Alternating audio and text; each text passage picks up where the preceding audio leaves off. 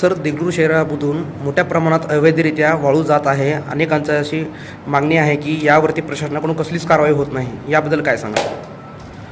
नमस्कार.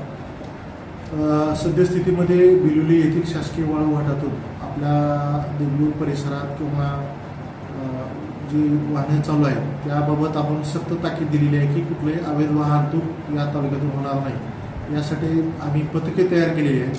गेल्या आठवड्याभरातच आम्ही जवळपास 3 वाहने पकडलेली आहे. त्यामुळं असं होणार नाही की कुठलेही अवैध वाहतूक या तालुक्यातून निश्चितच जाणार नाही. यासाठी आम्ही खबरदारी घेऊ.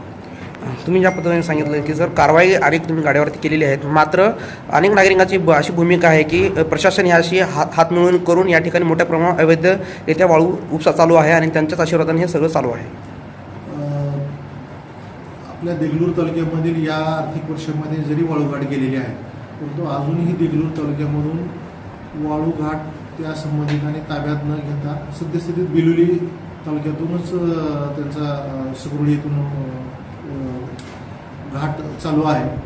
त्यामुळं आपल्या तालुक्यामधून तर 100% मी खात्री देतो की आपल्या तालुक्यामधून अवैध उत्खनन नाही, परंतु जी वाहतूक होते त्या सर्व बाबतीत सुद्धा आम्ही खबरदारी घेतलेली आहे की कुठलीही अवैध वाहतूक होणार नाही, विना पावतीची होणार नाही. यासाठी आम्ही खबरदारी घेतो. सर, एकाच पावतीवरती अनेक अवैध जे वाळूसाठी आहे ते गाडीमध्ये घेऊन जात आहेत. एकाच पावतीवर 2-3 ट्रिप होत आहेत असं नागरिकांचं म्हणणं आहे. यासाठी आम्ही तपासणी पथक लागलेली आहेत आणि आम्ही काटेकोरपणे तपासणी करतो.